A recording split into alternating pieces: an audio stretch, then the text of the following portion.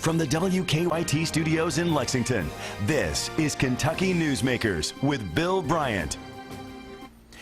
And good day to you. WKYT News today presenting an hour of coverage devoted to the hard-fought Kentucky U.S. Senate race. It may be the most closely watched contest in the country. Today we'll interview both major party candidates and we'll hear from the Libertarian hopeful as well. Later in the hour, Democratic challenger Allison Lundergan Grimes will make her case for denying Senator Mitch McConnell another term in Washington. But we began our discussion with Senator McConnell, who has appeared on this program dozens of times since his election in 1984. McConnell's been making the case that next week's elections could elevate him to the position of Senate Majority Leader, and he would use his clout, he says, for Kentucky. It's been a hard-fought race. Democrat Grimes has had nearly a half-dozen visits from Bill and Hillary Clinton and other national figures. Senator McConnell has rolled across every section of the state on a bus, and his wife, former U.S. Labor Secretary Elaine Chao, has also kept up a grueling schedule. As you well know, tens of millions of dollars has been spent on TV ads in this race, most of it devoted to criticizing the opposition. Now it's down the home stretch, and Senator McConnell is here, and we welcome him back to Kentucky Newsmakers. Thanks for coming. Hi, Bill. Glad to be back. Good to see you. No U.S. senator in Kentucky, since we started directly electing senators in 1912, has been given 5 terms in Washington. You have. Now you're asking for a 6th 6-year term. What is it that you want to accomplish in this coming term that you haven't gotten around to? Well, first, it was 1914, literally when 100 years ago, when the senators started being popularly elected. Look, this election is not about the past, it's about the future.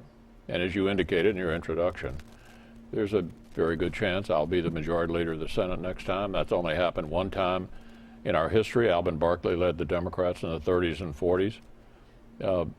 The unique responsibility of that position is you get to set the agenda for the Senate, to decide what's going to be debated. And so it would be a great advantage to Kentucky in the next 6 years to have the senator from our state determining what the national agenda is in Kentucky and looking out for Kentucky's interests on a daily basis. So this is not about the past, this is about the future. How would you use the additional influence on behalf of Kentucky if you were to attain that? Let me give you a good example. I wouldn't do this, by the way, but the current majority leader prevents votes. I mean, we don't vote much anymore in the Senate. The Senate's essentially been, shut down. Senator Paul and I have been trying to get votes on coal for the last 2 years, votes to restrict EPA's war on coal. There's no question we'll be voting on that if I'm the majority leader of the Senate, no question about it. And I think the reason that Harry Reid didn't want to vote on coal, number one, he thinks coal makes you sick, which he famously said a few years ago. And number two, I think he was afraid it would actually pass, because there are a number of Democrats around the country who also are not happy about what the administration is trying to do to coal through the EPA. And when you say vote on coal and you boil it down to that, well, what are you talking about? Let me be very specific with you. We would pass a budget, and then we would pass the bills to fund the government. One of those bills would include funding the EPA, and we would both narrow their funding and restrict what they can do with the money that we give them. Congressman Hal Rogers has already done that on the House side, but that bill couldn't make it through the Senate. So there's a tangible example of a job-creating move that Kentucky would benefit from, having a Kentuckian as majority leader of the Senate rather than somebody from Nevada who hates the coal industry and wants to see it go away. As you know, your opponent in this race also indicates that she is pro-coal, and you have called yourself the authentic pro-coal candidate. Do you think that Kentucky can add back coal jobs given the marketplace? Absolutely. Coal is doing well overseas. The president, by the way, what the president is doing through EPA is not a result of any new legislation. In fact, the so-called cap and trade legislation was defeated in the Senate, which I helped accomplish, back when the president's party had 60 votes in the Senate and could do almost anything it wanted to. So let's look around the world. The Europeans, where this whole movement and concern about carbon emissions started, are now importing coal. The Chinese are building coal plants. The Indians have declared Greenpeace, the Greenpeace organization, a threat to their economy, and said they're not interested in limiting carbon emissions. And the Australians, who a few years ago in a left-wing fit passed a national carbon tax, just repealed it. So coal does have a future, and I remind people in eastern Kentucky Obama will be gone in 2 years, and the coal will still be in the ground, and coal does have a future. What responsibility does the United States have, in your view, to help in controlling pollution around the world? Well, this is not pollution. You know, this is a concern about climate change, carbon emissions. America's done a terrific job of pollutant controls through our utilities and scrubbers and the rest. Now, we're burning coal cleaner and cleaner and cleaner. The issue here is whether carbon emissions are having an impact on global climate change. And even, Bill, if you felt that was an important issue, if nobody else is going to participate in the industrialized world, our country doing this all by itself is about as effective, I always tell people, as dropping a pebble in the ocean. Has America invested enough in clean coal technology? Well, we can always do more. Yeah. Coal is so abundant, so reliable, and so important to our future. More technology is helpful, and UK has been involved in a number of those projects, and I've helped fund it. Could they do more if they had more resources from the federal government, though, the universities and other research institutions? Well, sure, but the big push that's adversely affecting the industry is on a totally different subject, carbon emissions. Now, they talk about carbon sequestration and other ways to cut down on carbon emissions. In my travels, I've run into people who are actually bullish about the future of coal. So you're making a distinction between what you call pollution and carbon emissions. Mm-hmm. Yeah, well, there are other kinds of pollutants. I mean, we solved the acid rain problem, for example, in the Clean Air Act of 1990. This is a concern about global climate change. And even if you felt that was an extremely important issue, nobody else is following the president's leadership on here. Here you've got almost a runaway administration pursuing a goal that Congress did not authorize. He tried to get this through Congress back in 2009, 2010. Congress didn't authorize it. And you look around the world at other industrialized countries and you see they're not doing it, then you know this is all pain and no gain. The pain for us is the 7,000 coal mining jobs we've lost and the 3 people additionally who lose their jobs every time you lose a mine job, and for no outcome.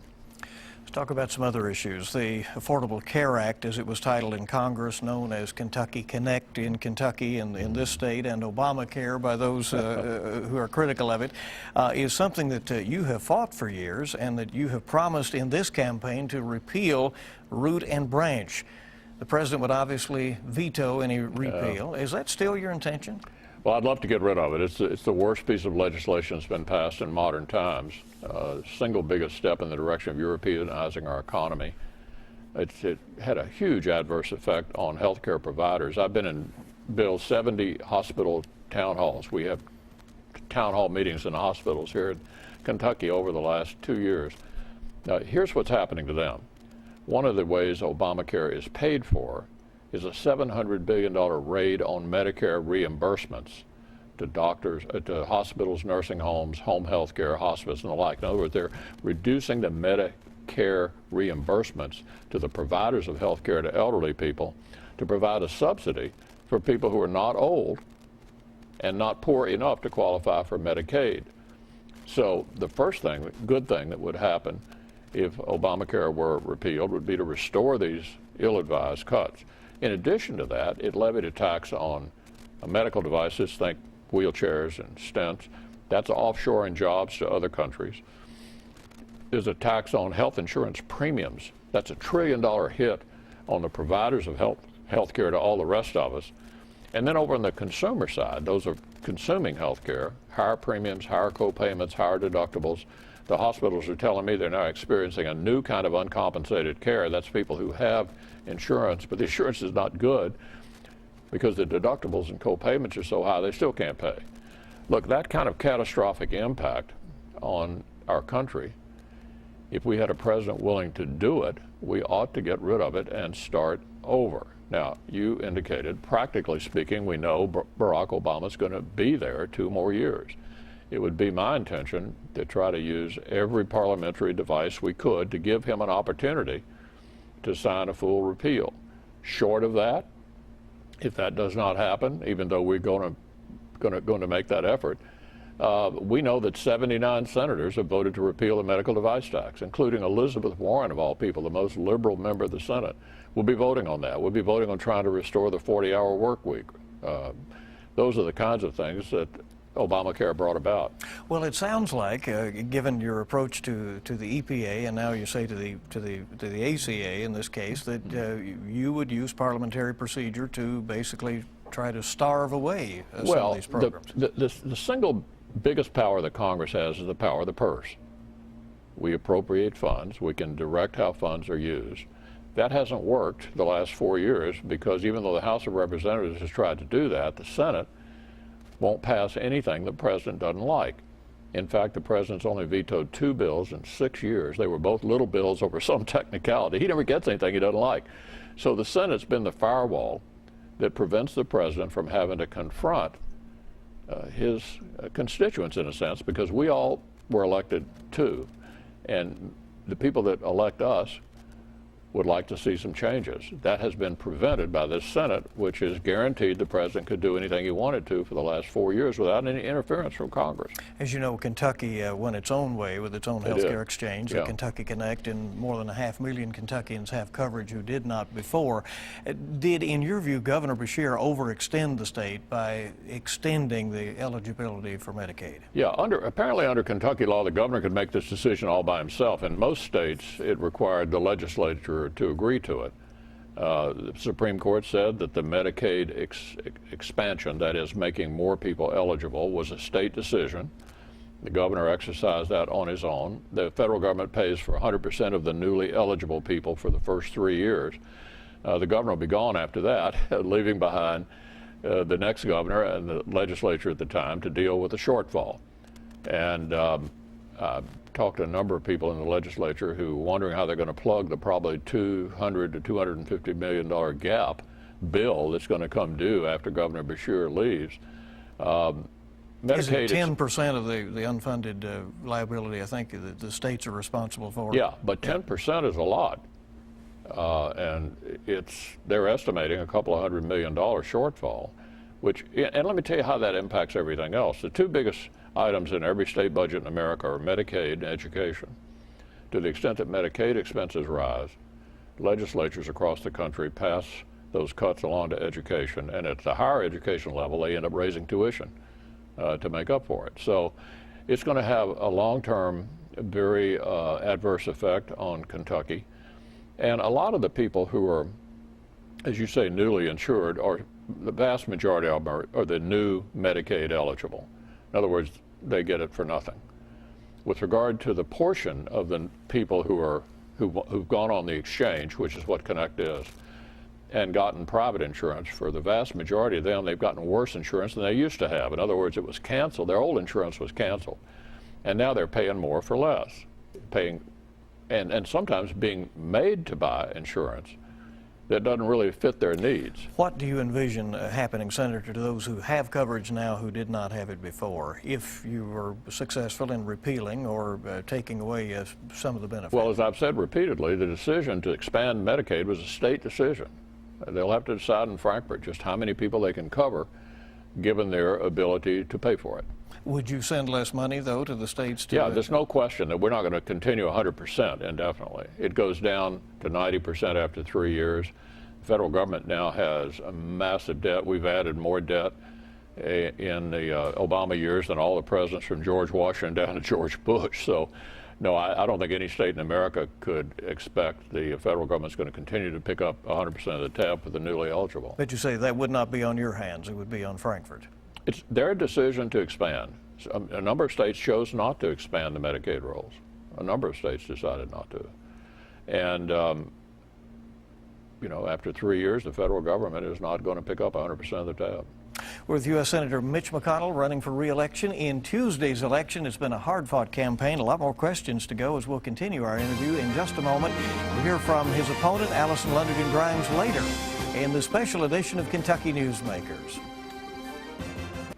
Welcome back into a pre-election special edition of Kentucky Newsmakers on WKYT. We're continuing our discussion now with U.S. Senator Mitch McConnell, first elected in 1984. Does it seem like it's been a while?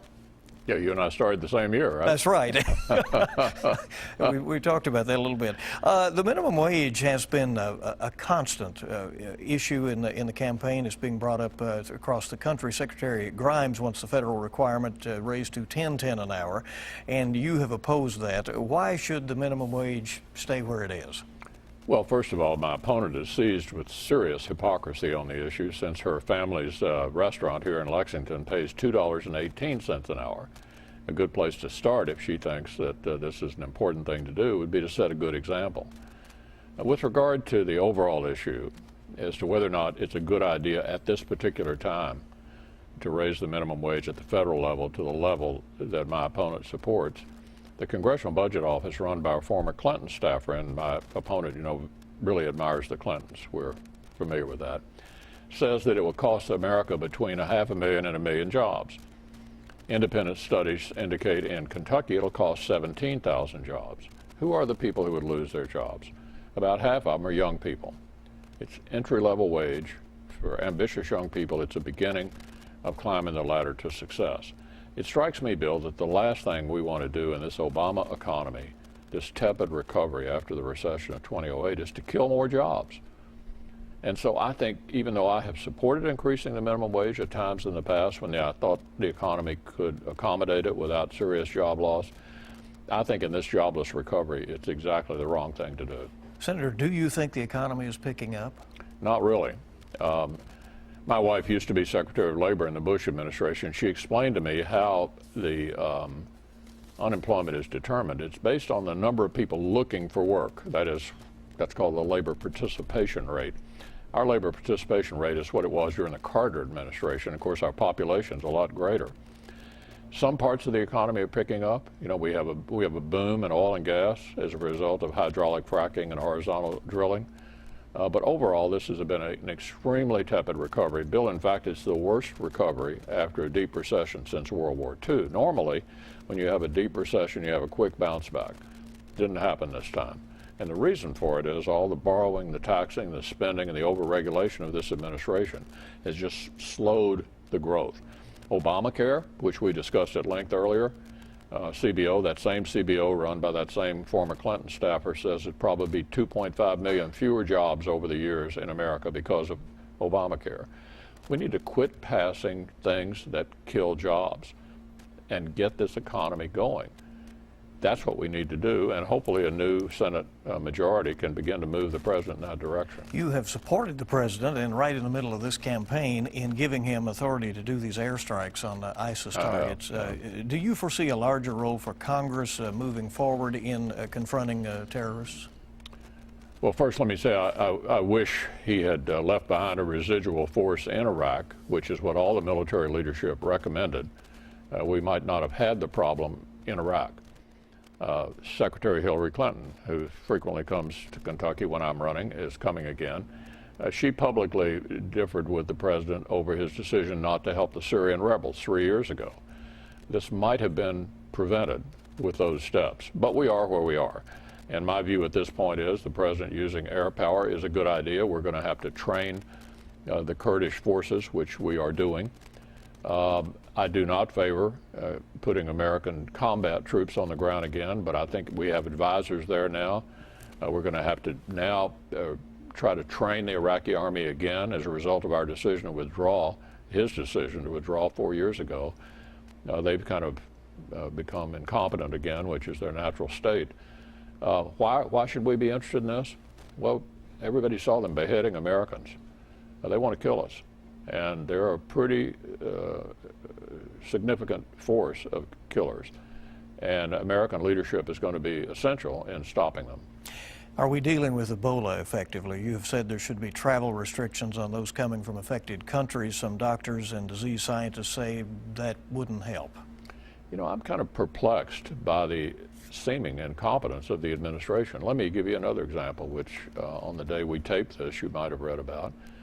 The Secretary of Defense has decided that service members coming back from West Africa will be quarantined for 21 days, while you've got the White House apparently arguing that the quarantines that the governors of New Jersey and New York have imposed is a bad idea. I'm confused about their confusion. We need good advice from the president and from the CDC about how to handle this. It seems to me that travel bans make a lot of sense. It seems to me, again, as a non-health professional, that if the Secretary of Defense says we ought to quarantine our soldiers coming back for 21 days, he must know something that they don't seem to believe over at the White House. I'd like to see them get their act together. This could be a very serious problem, and we don't want to get into some partisan dispute over it, but I'd at least like to see them get their act together and decide what they want to recommend. There is kind of this federal-state dispute right now. Should state governments be allowed to have their own quarantine rules when there's a concern about infectious disease? Well, obviously the administration is lobbying the governors not to do this, but you've got a Democratic governor in New York and a Republican governor in New Jersey who agreed that that ought to be done. The nation's infrastructure is said to be crumbling. Many bridges rated as obsolete at this point, and we know the Brent Spence Bridge that carries I-75 from Kentucky over into Ohio is over-trafficked, and many experts say it's going to cost billions of dollars to replace it. We know that. What role does the federal government have in getting a massive project like that done? Well, it has a big role because the federal government collects the gas tax, but then it sends it down to the states on a formula basis, and in those state capitals, they decide how to allocate the funds.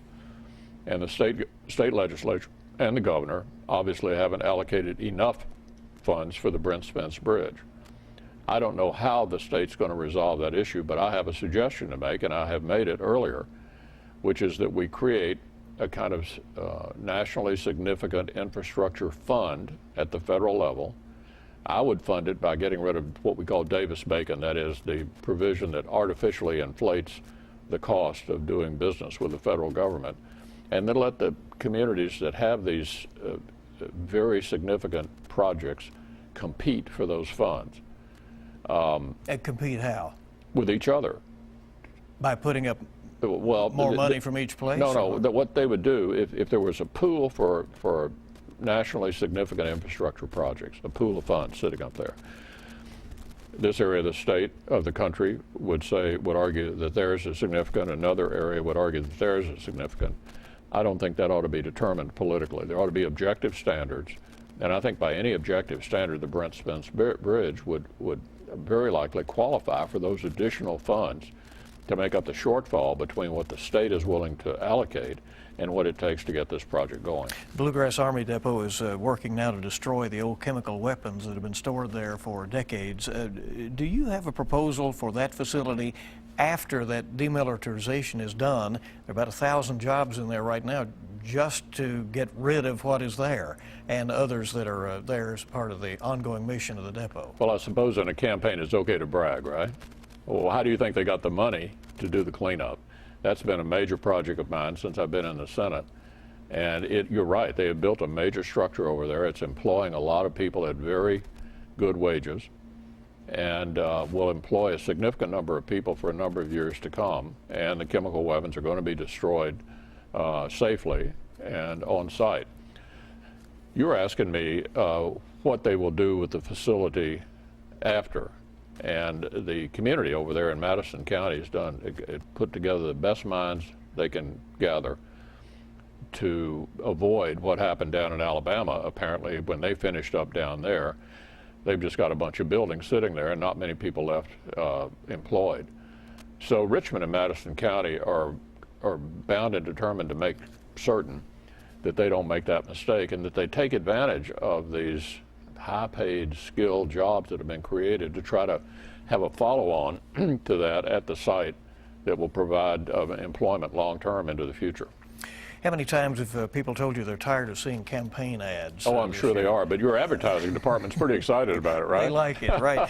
Many people have expressed frustration with the tens of millions of dollars spent in the campaign. Most of it has come from out of state. Both sides have made sure to point out the sources of the money. You have said that her money comes from liberals in Hollywood. Her camp says yours is from the wealthy people on Wall Street.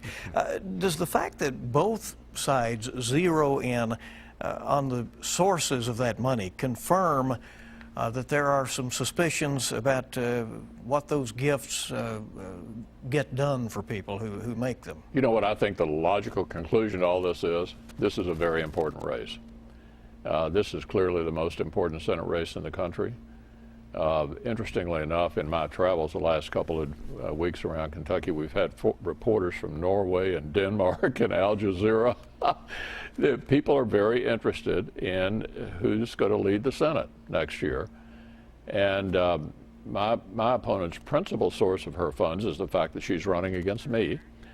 And the reason there's a lot of money being spent here is that people feel it's really important, that the future of the country is on the line. And so there are people all over the country contributing to her who think the status quo is a good idea and want somebody there who will vote for the president's agenda and continue Harry Reid's leadership in the Senate, and people on the other side who think America desperately needs a change of direction. And so that's why there's been a lot of money spent here. The outcome is quite important to the country. You traveled a lot of miles in this campaign, and your staff was saying he's more energetic than they are, and some of them considerably younger. Do you anticipate a long election night?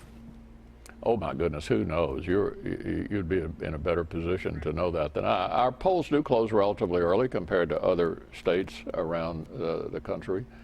Obviously, I hope it ends early with a significant victory from the guy you're looking at. We appreciate you coming in and Thank for you. the many trips you've made through the years. So thank you. Thank you, Bill. And we'll be back in just a moment on WKYT's Kentucky Newsmakers, and we will hear from Democrat Allison Lundigan Grimes in just a moment. From the WKYT studios in Lexington, this is Kentucky Newsmakers with Bill Bryant. And welcome back. Our special hour-long edition of Kentucky Newsmakers continues. We spent the past few minutes with longtime Senator Mitch McConnell, and now we'll hear from his Democratic challenger who wants to replace him in Washington, Allison Lundigan Grimes, the Democratic nominee who has benefited from several high-profile visits from former President Clinton and former Secretary of State Clinton. She is hoping to become the first woman senator ever elected from Kentucky. To do that, Allison Grimes would need to defeat five-term Republican McConnell, who says Kentucky can't afford to lose his influence in Washington. Grimes is doing double duty right now because in addition to running the most high-profile race in America, at this point she is also in charge of the election as Kentucky's Secretary of State.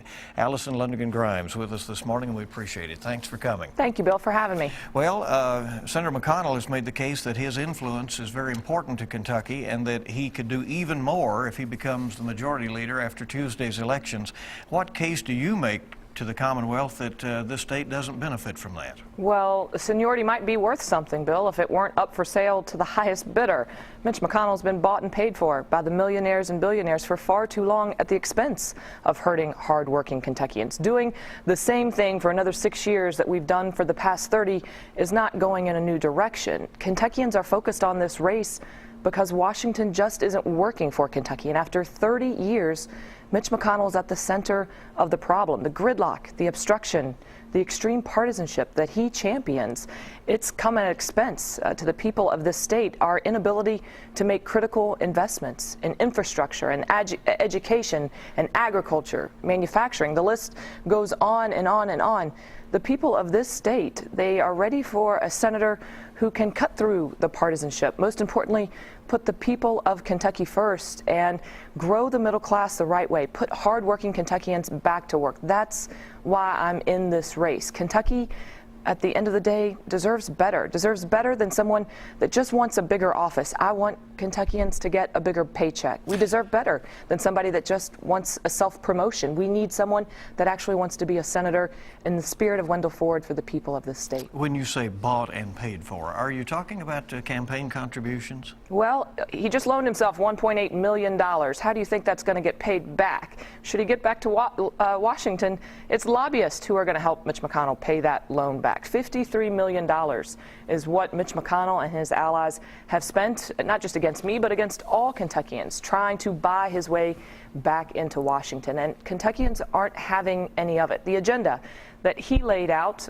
in California with his family, the Koch brothers, it's not an agenda for me or for you.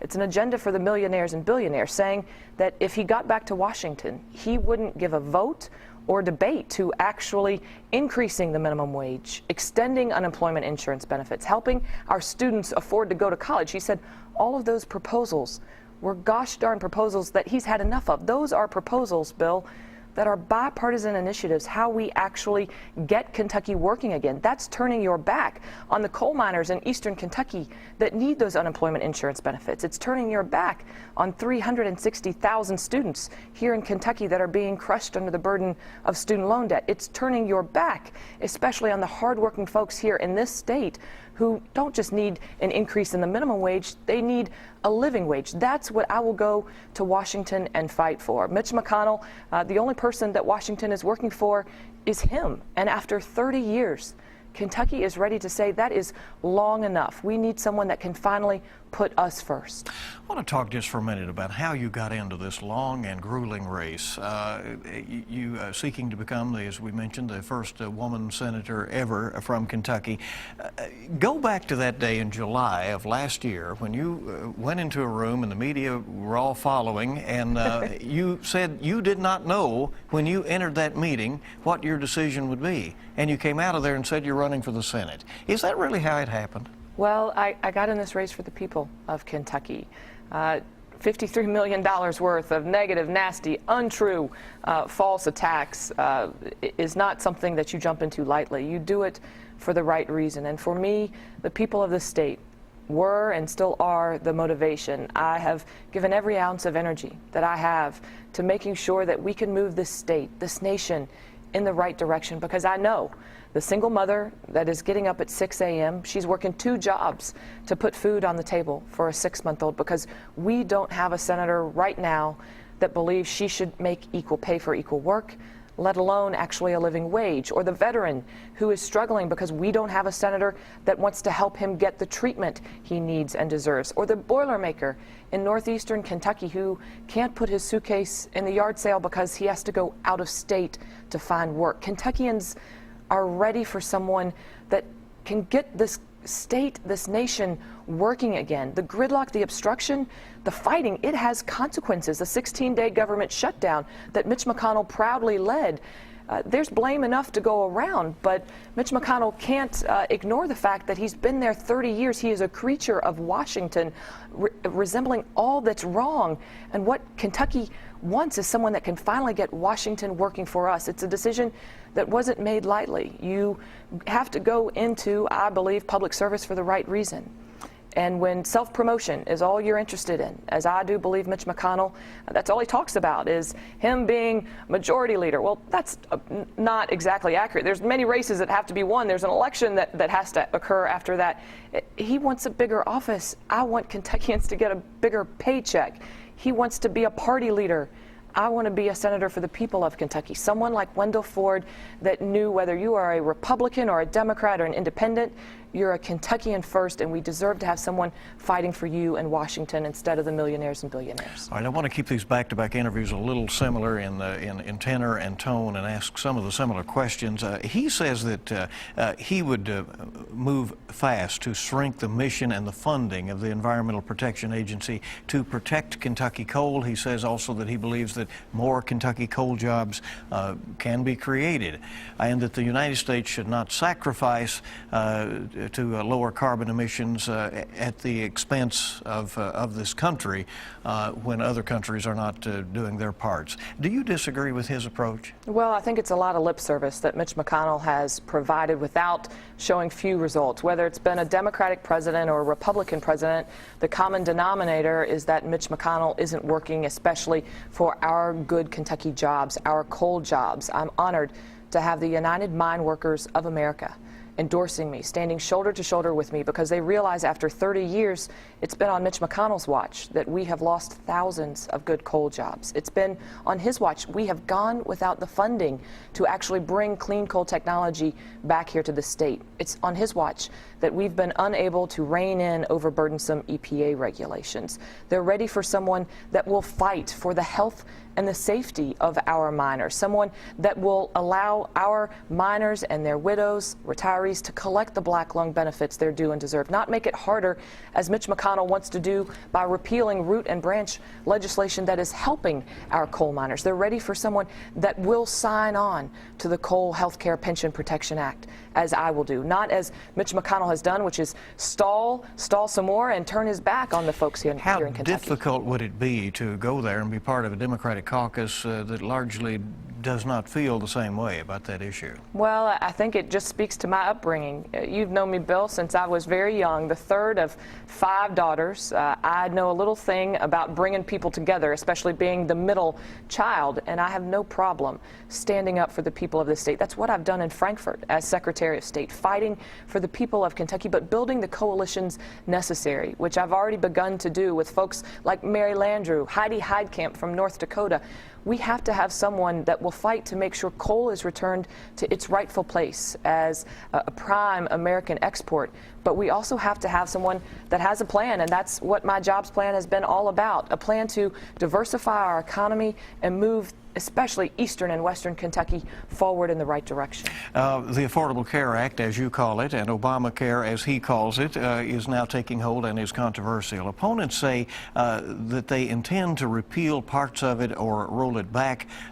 He again indicated that there might be ways that he would want to at least pull back the funding in some areas of that. Are there changes that you think need to be made to the Health Care Act, and would you fully fund the ACA? Well, we have talked about this subject for over a year and a half, and my position remains the same. I will put 500,000 Kentuckians first each and every day. I'm not going to cede our authority to Washington. There are parts of the legislation that have to be fixed, but we have to have someone that wants to go there and actually fix the legislation on behalf of Kentuckians, not one that just wants to put partisan political rhetoric out there, more fighting that at the end of the day would be pulling insurance from 500,000 Kentuckians that just received it for the first time. I'm supportive of the work that our governor has done. He showed extreme courage, and we have led the nation with the work that we have done in implementing our Connect program, expanded Medicaid, created our own state-based exchange. We have to have someone that wants to continue to improve on that. That's what I will do. And the fixes that we've talked about include extending the grandfathering clause, so that when Washington politicians have made promises, like if you like your doctor, you like your plan, you get to keep it, making sure that the businesses that I've worked with, over 700,000 businesses here in Kentucky that I've watched over as the chief business official, that they are incentivized to provide coverage. I don't want them dropping hours or worse employees, and we've got to streamline the requirements. The federal government is fully subsidizing that expansion of Medicaid at this point. In a couple of years, that will in part go away, and 10% of that liability would be turned over to the state. Can Kentucky afford that if it's north of $200 million? Well, from the studies that the governor's office has done, what it's shown is we've already created and will create thousands of good jobs here in the state. We are already turning the health of Kentucky around, which will be a cost savings. The final line hasn't been written on our Connect program. The story, the chapter, the book is not closed, but we have to have someone that wants to continue to write a better story for the people of this state. So many are benefiting from our governor's courage. We have to have someone that wants to be a partner in Washington, working with the people back here in Kentucky. Nothing good ever happens unilaterally, and as we've seen after 30 years of Mitch McConnell, we are no better off here in this state, ranking at the bottom of every national indicator that's out there. We deserve better, and together I'll provide that leadership in Washington. You support a hike in the minimum wage, the federal minimum wage, to $10.10 an hour. McConnell says that he has voted for hikes in the minimum wage before, but that at this time that would likely cut jobs in the country. Well, 17 times Mitch McConnell has voted to keep Kentucky poor. Why each and every year he has given himself a pay raise, literally become a multimillionaire on the backs of Kentuckians. 30 years at a Senate salary. he's the one who has enhanced his pocketbook while telling Kentuckians they don't deserve better. I believe that's wrong.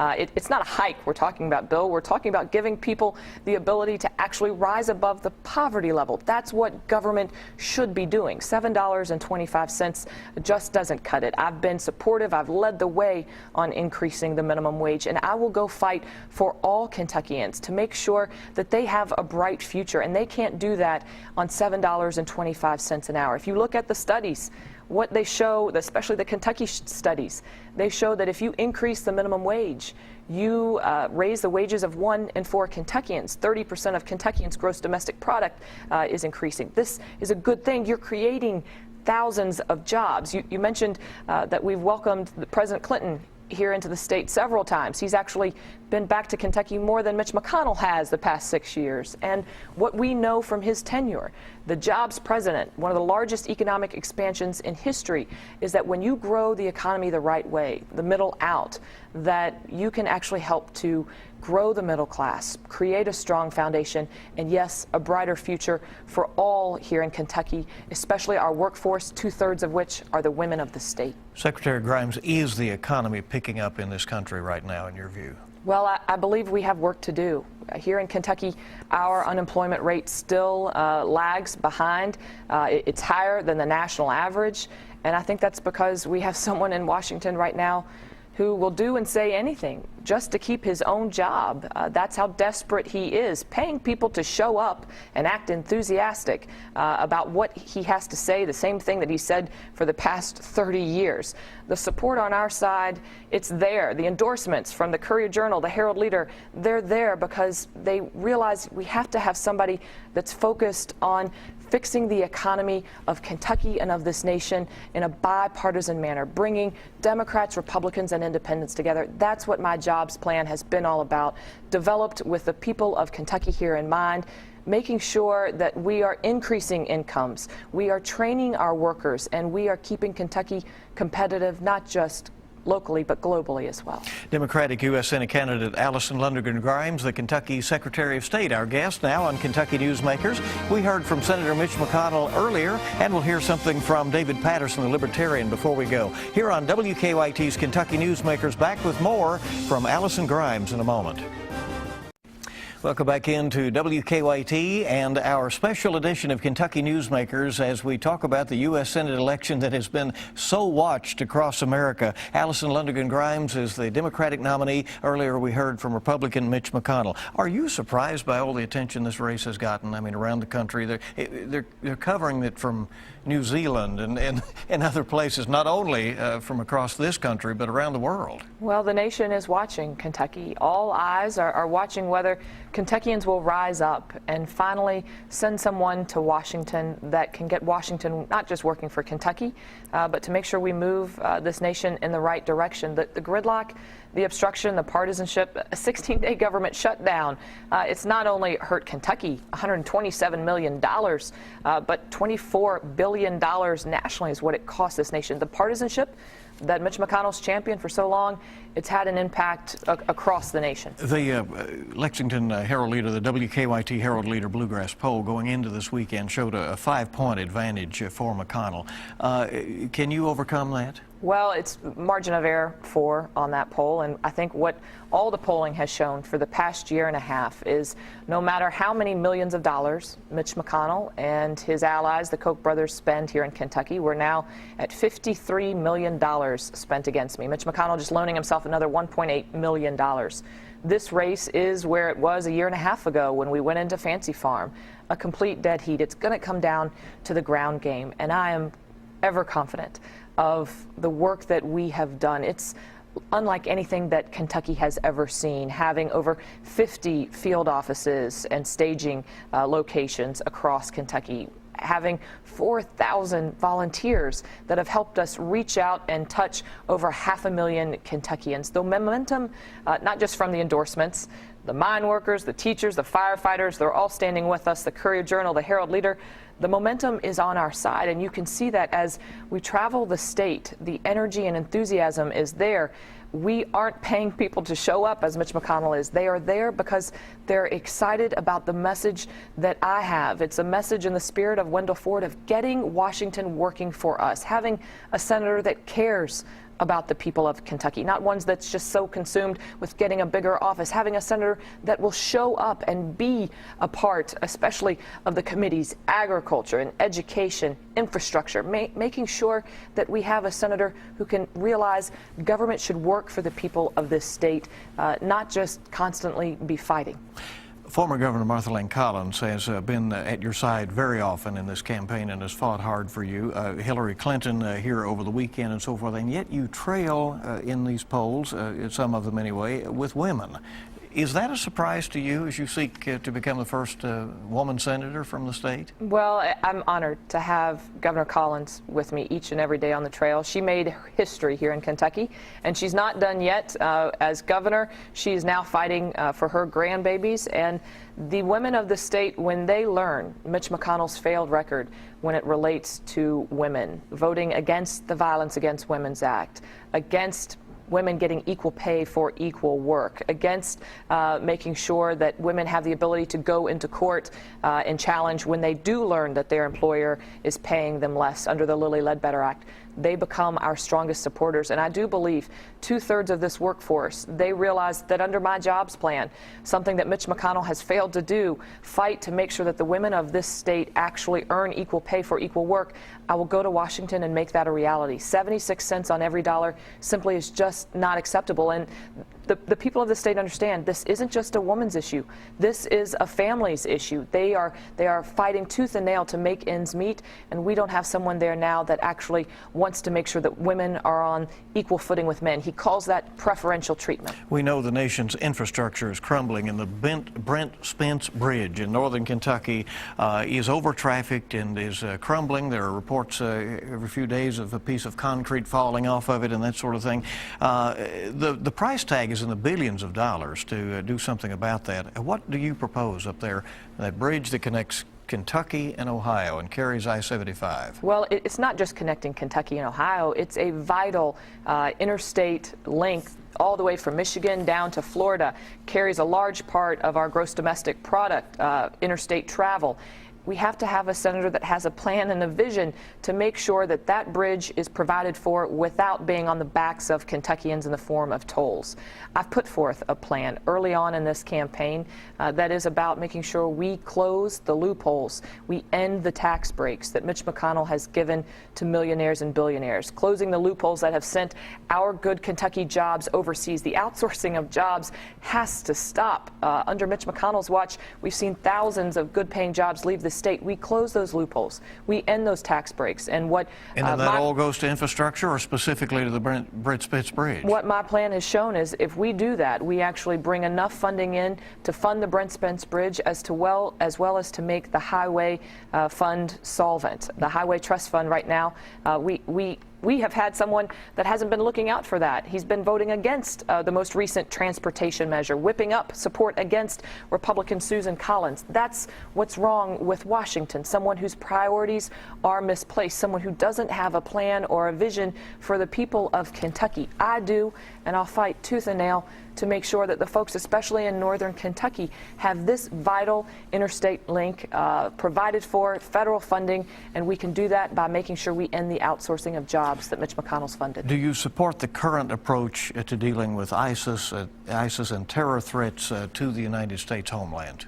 Well, I think that we are a world superpower, but we have to be looking out for our economic security as well as for the nation's security. I think that all Kentuckians and Americans were horrified by what we have seen over social media, and ISIS is a threat. I have not been supportive of the introduction or reintroduction when it comes to Iraq of ground forces. I do believe that the president should have brought a plan to the people of Kentucky, to this nation, a lot sooner than he did, but I've been supportive of the limited airstrikes, especially to eliminate a threat that I do believe we all acknowledge poses a serious threat to the United States. Do you think there is a role that would provide jobs at the Bluegrass Army Depot after the chemical weapons are destroyed and that mission is completed over there? Well, I believe that we have to make sure that all Kentuckians have the opportunity for a good paying job, a way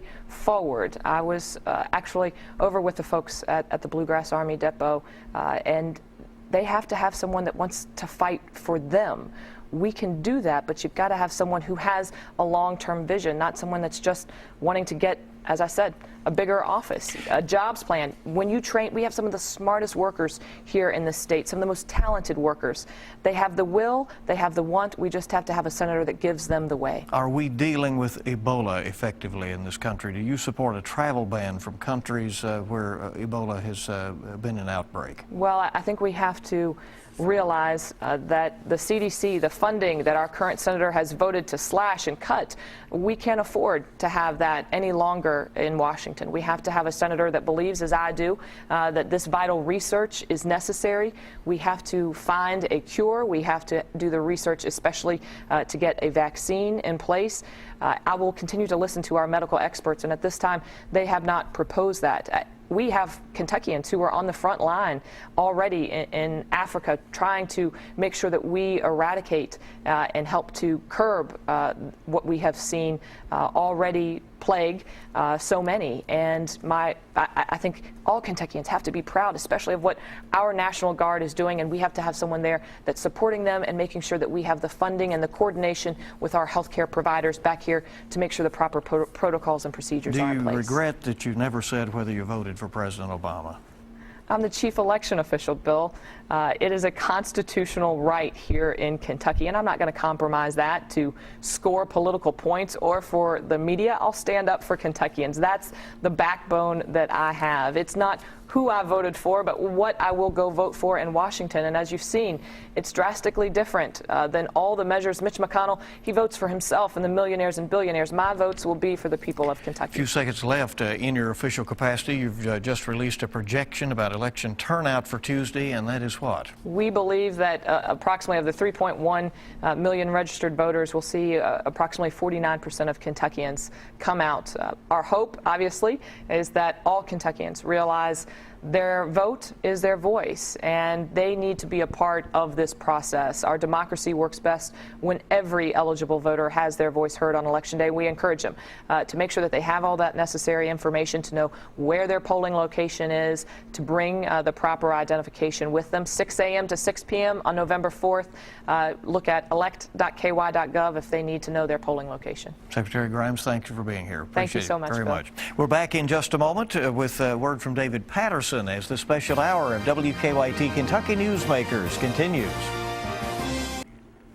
Welcome back now to this special hour of WKYT's Kentucky Newsmakers. We've met with the candidates for the U.S. Senate, the major party candidates, Republican Mitch McConnell and Democrat Allison Lundergan Grimes. And now we'll hear something from the Libertarian candidate David Patterson, who appeared for a previous edition of Kentucky Newsmakers. Do you worry that the effect of your being in this race and trying to run a credible campaign could tilt it to one major party candidate or the other? Do you think you have a realistic chance of winning? I don't concern myself with whether or not one of them is going to win and if I'm going to tilt the election in one's favor or the other. I'm not a Republican, nor am I a Democrat. I'm a Libertarian, and therefore my main concern is not who may win on their end, it's how can I win this.